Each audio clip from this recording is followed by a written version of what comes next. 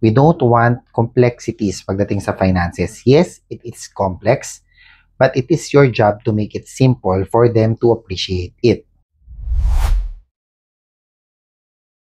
So, na-cover na natin yung story ng Bauzon Solutions plus Division. Napag-usapan na rin natin yung mission, and then yung grit behind success, napag-usapan na rin natin. So, ito yung mga requirements para malaman if you are really fit for the profession or not. So, i-emphasize ko lang yung 3 important values na dapat meron ka. Yung simplicity, empathy, tsaka grit. Now, simplicity, it's because we are the light, basically, ng mga tao pagdating sa pag-intindi ng finances nila.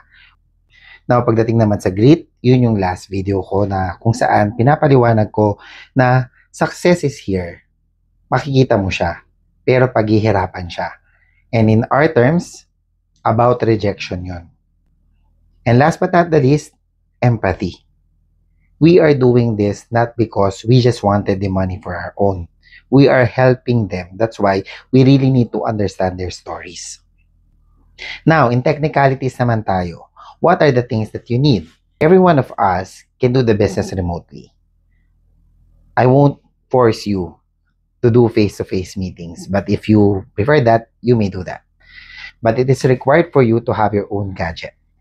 Preferably laptop and desktop or desktop. If ever man wala ka, iPad will suffice. Of course, you should have your own internet connection because working remotely means you are connected to the internet.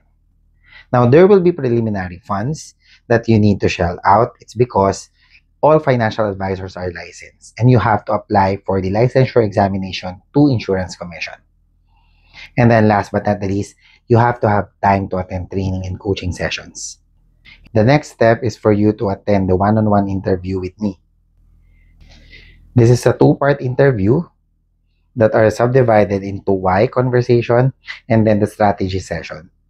The why conversation revolves around the reasons of why you are applying for the job, how could I help you, what is your goal for this career, and the simple strategy session revolves around situational scenarios kung saan tatanungin kita kung paano yung mga approach na gagawin mo. If this mission resonates with you and you are ready to become CEO of your own career, I invite you to proceed with the next step. I will show my email ad in this video so that you could contact me and we could schedule kung kailan natin gagawin yung one-on-one interview natin.